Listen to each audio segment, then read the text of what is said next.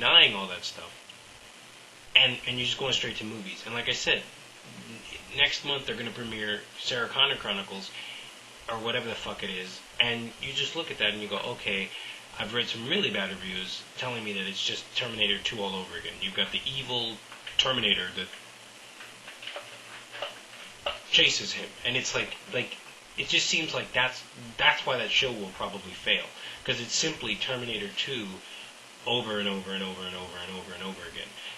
A stupid Terminator comes back and I will kill you, and it's just like, okay, eventually a robot could just say, well, send fucking 5 billion Terminators back and kill them. You know, like, eventually you start to wonder, like, okay, these are supposed to be artificially intelligent, smart enemies that I think they pretty much understand the concept of, okay, we sent back a T-1000, it didn't succeed.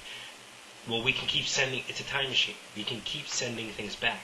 And that's where the possibilities of all this stuff is that, okay, how was time travel invented? And I'm sure they're going to put that in the movie. But then you're sitting there going, okay, was it invented by machines? Or was it invented by a man? Was it just some space-time thing? Like, what? There's so much there. And there's so much possibilities there to just kind of surmise it into one quick, well, let's build a time machine. Because you're sitting there kind of going, I mean, there's so much you can do there. You can travel back in time to the age of before there was even humanity, and have the war could take place, just 100 million years ago. I mean, you could fight anywhere in time all these robots. You can do so, there's so many possibilities with that like as a movie, like I said, I don't really. It's kind of like what I feel like with what's going to happen with Wolverine, where I feel like with Wolverine, I'm not even interested in that, because I know that, I always say it's like, the movies that you can make are limited from, you look at X-Men 2, when he ran out of the Alkali Lake going, my clothes, and then he meets Rogue. So that's what Wolverine's spin-off series is. Everything from to Rogue. That's the movies they're making. Everything from that to that. And you just don't even care that much anyway. I mean, you don't give a shit. It's just there because they don't have the money to make Wolverine just goes off into the jungle with a fucking mutant, has some fun. That I feel like that's the thing here, where it's like they're just gonna fill in the father who's the commander that works for the son that goes back in time for Terminator 1, then you have the Terminator that he befriends to send back in time to protect them, and then you've got, again, wait, Terminator 3, gotta send you back. Like, that that bores the fuck out of me. I don't want to see, it's like, I don't want to see the process of how that went. I shouldn't care about things like that. I shouldn't give a shit about how the writers are, like, I feel like I shouldn't, like, I guess one of the best things I could say is, like if you've ever seen Moulin Rouge, not to have any spoilers, but Baz Luhrmann, in that movie, one of the biggest compliments I can pay that movie, which I love, is that the whole movie keeps telling you that Satine is going to die, Satine is going to die, Satine's going to die. And the biggest compliment that I can give that movie is that when she died, it was a surprise. That is probably the greatest compliment. Like, every moment they would say, oh, she's going to die.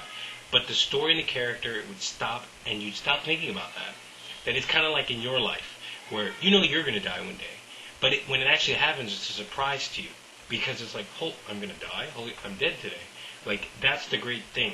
That it's like, it stops worrying about the end point, and you care about the characters and the musical numbers, and you're so immersed in the story and all this, that when it actually does happen, that it's been telling you you're going to die this day, that you don't even care about it, because you've been the great storytelling and the great characters and all the other stuff has just enraptured you, that you don't even care about the end point, that it's a surprise again.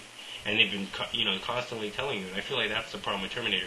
They're constantly telling you there's going to be a war, there's going to be a war, there's going to be a war, there's going to be a war, there's going to be a war. That it's kind of like in Lord of the Rings, if Gandalf kept saying, oh, the final war is going to happen, we're going to have to fight Sauron, we're going to have to fight Sauron. That, yeah, but look at those 10 hours that you don't even, when that arrives, when the final battle of the War of the Ring happens, there's so much that's happened before that you don't even care about. Like, it's a big moment, but it's not just about that. And I feel like that's the problem. This movie has nothing else other than blowing up a bunch of Terminators and blowing up, like I think that's another reason why a lot of people hate the new Alien versus Predator, which I thought would probably get more reception because it was rated R, and they listened to a lot of the criticisms, but they realized people are just saying, no, it's bullshit. It's just, okay, yeah, you have gore, but you don't have anything. You just have aliens killing people or predators killing people. And I feel like that's the problem here with Terminator Salvation. That you've just got robots for the sake of robots to kill people.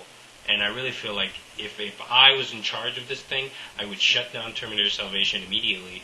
I would totally fire everybody working on Sarah Connor Chronicles, and I would say, take what you were going to do in Terminator Salvation and put it into Sarah Connor Chronicles, and let's make the fucking awesome, one of the best shows on Fox. Let's make a fucking show worthy of Alias. Let's make a show that makes people give a fuck again.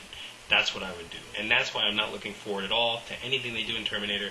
I don't care if Arnold's involved or if he's not involved. It really is irrelevant. I would much rather see this. I'm amazed that James Cameron did Dark Angel, but he wouldn't come on and do this as a television series, because this is perfect for a television series. And that's why I don't give a fuck about Terminator Salvation.